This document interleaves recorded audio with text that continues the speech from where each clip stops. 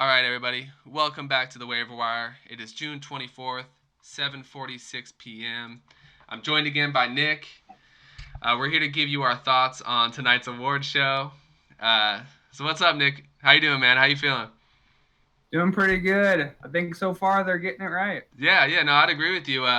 So I mean, who you got for this Rookie of the Year? This is one of my favorite awards given out. It kind of shows you, it gives you a little forecast of what to expect in the NBA or what players are up and coming, or who's leading the pack. What did you think of the rookie? What do you think of Rookie of the Year? Yeah, I love it. You're right. It's really exciting, especially for teams that aren't that good. I remember when Damian Lillard got it. It was kind of like, all right, we got the guy. We hit our pick, and it just gives that because usually the teams aren't that good. It gives you a lot of hope. And I'm a Doncic guy through and through. I loved him coming out. I love his game, his size, his maturity. He is just he's the full package, man. I really believe if he was an American-born player, he would be the face of the franchise, even ahead of a guy like Zion. And that's nothing against Trae Young. Trae Young's a really great player. He's going to be a little bit behind Doncic because he still has to physically mature more. But if I was going to take Doncic or Young, it's easy for me, Doncic every day. Yeah, I agree with you. It doesn't not taking anything away from Trae Young. I think he had a great season. Honestly, I think I was a doubter, and he proved me wrong in a sense because I was like, man, I don't know how his game's going to reflect in the NBA, and I thought he had a great season. The Yeah, problem same. is, when you're comparing him to Doncic, that's setting him on a whole nother platform. Doncic is an incredible player. I really appreciate his game. I love how he plays. I love how he's just a young dude out there hooping. Yeah. Um, to me, he's my rookie of the year as well, no question about it. Trae Young had a great season. The first half of the season was a little slow, but then he definitely hit his stride to close out the season. I think Atlanta's got a bright future. I think they made a great trade today. But anyways, we'll get into that later. Uh, but hey, man, what about Siakam and D'Lo? I mean, for most improved, I know you're a Raptors guy. I really like I like D'Lo a lot. But what do you think for most improved player between the two?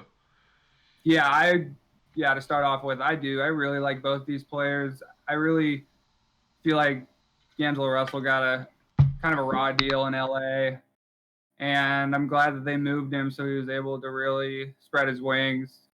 But if I had to pick, I think I'd go with Siakam because the award is for most improved. I think D'Angelo Russell probably had a better season, but not compared to the season before. So I think Siakam was the most improved because he really was a no name last year. People knew who D'Angelo Russell was. So I'd give it to Siakam, but I love both these players. And the cool thing about Russell and Siakam is they're not done. They're still ascending, which is really cool. I mean, Siakam could be an absolute freak, and D'Angelo Russell is going to be the hot name on the market. We'll see where he goes. So, but I'd go with Siakam. Yeah, I mean both great players. With any awards in any sports, you're gonna have great players, to choose from. So, Yeah, I mean, I'd give my edge to D'Angelo Russell because I think he made the Brooklyn Nets relevant this season. I mean, he had a great season. It was like sensational. He came from this locker room with LA, like they literally just shipped him out. They didn't want him anymore, which honestly yeah, like says a lot about the Lakers. I know there's a lot of shit about the Lakers, but that really it bothered like Swaggy P and him are getting into it. And it's like, what's up with all this drama? What if the Blazers were like that, dude? I would be so disappointed in my team. You know what I mean? And the culture and the yeah. leadership. So for him to come And out of there and like just literally just kill it in Brooklyn, and he was like just exciting to watch. And I like how you say, I like how you said it. They're both ascending players, which is so true. And they both show so much potential. And I think Siakam's a great player too. And I mean, he just got a championship under his belt, so they both have very bright futures. And I'm excited to see where Russell goes. yeah, If you were to add a defensive player of the year onto the ballot, and I were to give you two names, Eric Bledsoe and Marcus Smart, who would you rather see on that ballot? Who would you rather vote for? for me, if I had one last play and I needed one stop, mano a mano, one on one, and I don't care who it is as long as it's not a center, it'd be Marcus Smart. Marcus Smart to me is the only player in the NBA other than Draymond Green who changes the feeling of a game just by his defense. There's plenty of great two-way players, Kawhi, Giannis, LeBron, but they do it based on their overall game. I think Marcus Smart and Draymond Green, they affect the game solely by their defense and by their hustle. So for me, it's Marcus Smart. I think also Marcus Smart is the best defensive player on his team. Bledsoe's not. Bledsoe has Giannis behind him. Anybody gets by him, Giannis sends it into the third row. So I'd go Smart. Yeah, to be honest, this to me isn't even close. Yeah. Marcus Smart is a dog out there. I mean, when he played for Oklahoma State, watching him play over there, he was like, I mean, he was on every loose ball. He was on you. He was like pissing people off. He was just stuck to people's hips.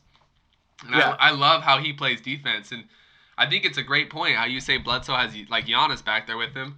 And Smart really doesn't have another great defensive player on that team, really, realistically, at least compared to the Bucks team.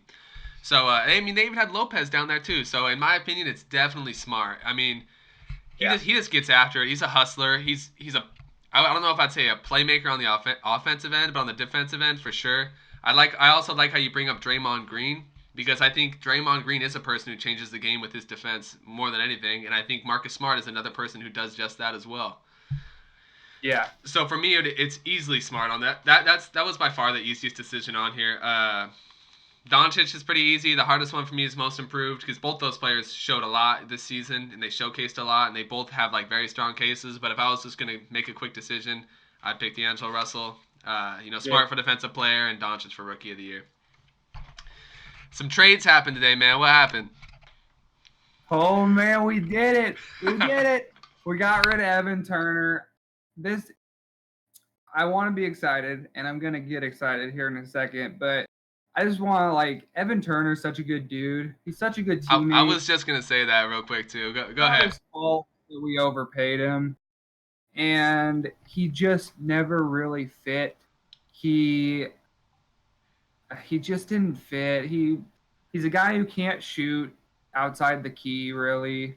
He wanted to be a scorer. It never really meshed with the offense. He's a good passer, but on the second unit, the Blazers need a guy who can score. Hey man, just real quick too with ET, I want to say I really think he brings a lot of culture to the locker room, and he's a well respected guy. And on Instagram, he kind of reminds me of him and Dame, almost remind me of Dame and Tim Frazier. They're just good friends. They're always together. Yeah. He just seems like a really good dude. And I know it's easy for people to shit on players that are overpaid, like Myers and ET, obviously. And it's as fans, obviously, we want to get off of them. But it's like you said, it's not the dude's fault. I really appreciate ET. I'm glad we got off his contract and we brought someone like Bazemore in. But I'm glad you said that right away. Sorry to interrupt you. Go ahead. No worries. Yeah. ET, he's a killer on Twitter. I mean, he's a good follow. Anybody out there looking for a ride on Twitter, he's up there. And yeah. So, but now let's get. I mean, Bazemore. Bazemore is such a better player. To me, it's not close. I mean, Evan Turner is probably a better passer, maybe. Kent Bazemore is a freaky athlete. He's going to have some big-time highlight reel dunks. He can shoot well. I think his career is at 38% three-point shooter. He kind of had a low last year. I think he was around 30% from three-point land. But when they were good, when the Hawks were or they the 1 or 2 seed that one year? Yeah. With Horford, I think he shot 40% from three. Mm. He's kind of been checked out these last few years because they've been rebuilding, and he's not the type of player that's going to really succeed when he's the best player on the court. I'm so excited for him. He's going to fit in really well. I expect him to fill the role that Rodney Hood is most likely going to leave now. But I'm just so excited because, I mean, Evan Turner barely played, and Bazemore averages 11 a game. Bazemore's a good dude, high energy, high motor player. I'm so excited for the move. Hey man, Rudy Gobert is won Defensive Player of the Year by the way, real quick too. It just popped up on my phone. That's a good pick. Yeah. I was saying earlier before we started the pod, you got to be a rim protector to win that award, and Rudy Gobert is a rim protector. Yeah, absolutely. I mean, like you said, this likely means Rodney Hood's out, which I love Rodney Hood, but I think it was you I did text earlier, it might have been somebody else, but I was just like, basketball just comes at you fast, If you would have asked me yesterday, or I mean on the podcast the other day, I was saying like Rodney Hood has to be the priority. We got to keep Hood. And now we got Bazemore, and it makes it, I mean, pretty easy to be like, all right, it sucks Hood's gone, but I mean, we got Bazemore here now to fill that gap. So Yeah. ET averaged 6.8 points a game, shot 46%, 4.5 rebounds and 4 assists.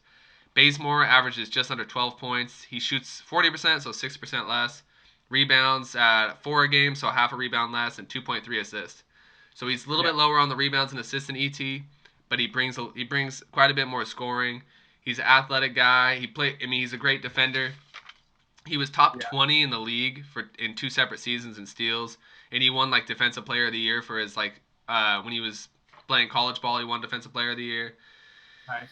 I mean, he shoots 40% from the corner three, which I think Portland really struggled with this season. I think you and I talked about that as well before. Is like us shooting corner threes Yeah. with like Mo and Aminu. They were super weak links. You know what I mean? And they were almost nothing in our offense because our half court offense, they just got buried down there.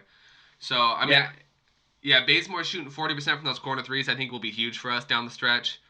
It also means Anthony Simmons is going to be soaking up those minutes left behind by ET. Yeah. I think Neil Olshey has a lot of faith in him, and I think us as fans should have a lot of faith in him. He showed a lot of promise last season. I honestly really like the kid. Yeah. ET will likely play the same role he played for Portland in Atlanta. But I mean, what do you think about Simmons maybe getting a couple more minutes for us and playing back up to Dame? Well, just the other day, Olshey, the president of basketball operations for the Blazers, he spoke on Anthony, and he said that he's the most God-given talent that he's ever drafted.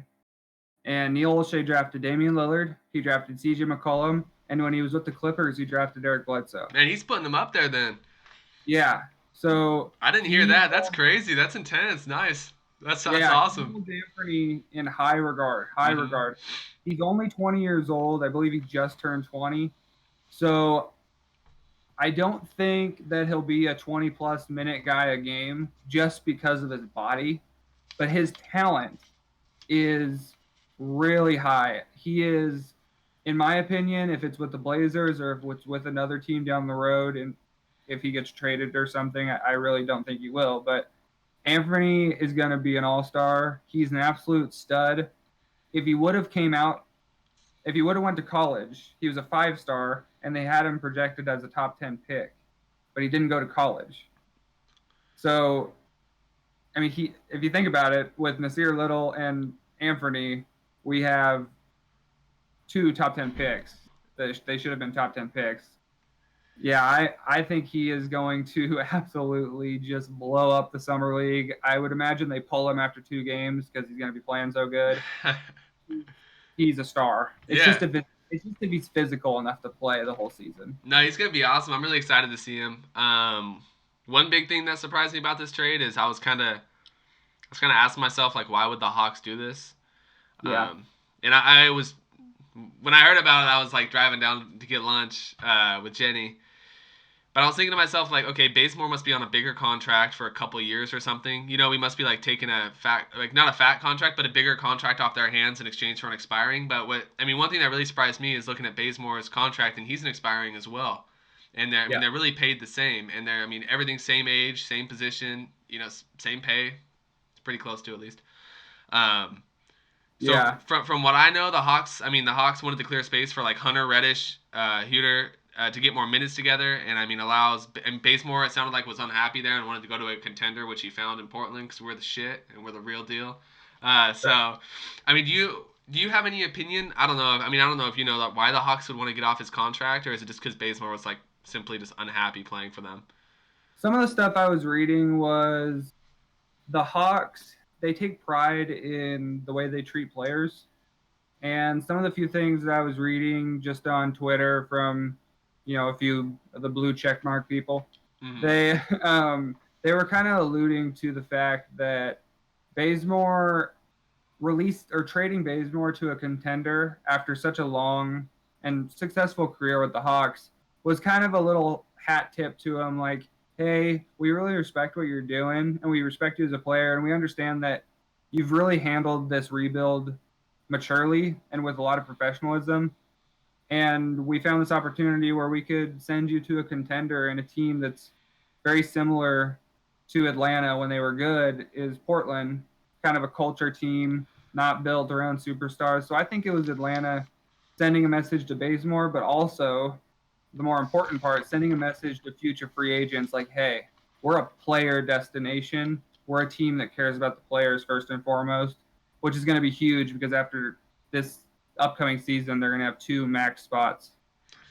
Yeah, man, that's awesome. That's like mad respect for the Atlanta Hawks for just doing that for him. Then that's super cool. I Yeah. mean, I will be honest. Like, I thought Portland would be competitive next year for sure, but Mhm. we draft Nasir Little, and I'm like, oh, okay, Yeah. damn, and then we make a trade for Bazemore today, and I'm like, damn, we really are gonna be competitive. You know what I mean? I just, I didn't really doubt Portland, but I was like, West is gonna be tough next year. But with these moves we're making, and I feel like there's more to come. Mm-hmm. I just get more and more excited. I'm like, damn, we're just getting better and better. Like it seems like by the day, it's really exciting to watch as a Blazer fan. Especially after Yeah. such a successful season. Because going to the Western Conference Finals, getting swept sucks. But I'm just like, dang, man, we made it. We got to the Western Conference Finals. We had a great season. But now it's like I'm feeling like it's more and more realistic that we will be competitive in the finals next year. So I mean, I don't know, man. It's just a good feeling. It feels good to watch all this just unfold. So but anyways, man, I'm about to wrap this up. Do you have anything else you want to say? Any last words about the Blazers or about Rookie of the Year or anything like that? Nope, I think that's it. Now we're just waiting for the summer league, which most people don't like. But if you're gonna be familiar with this podcast, you need to know that me and Jaden take the summer league very seriously, and we've enjoyed it for many years. That's right, man. Hey, listen, if you haven't followed us on Facebook already, I got it right down here in the corner, this corner, right by Nick. I also got our Twitter handle there, Waiver Pod.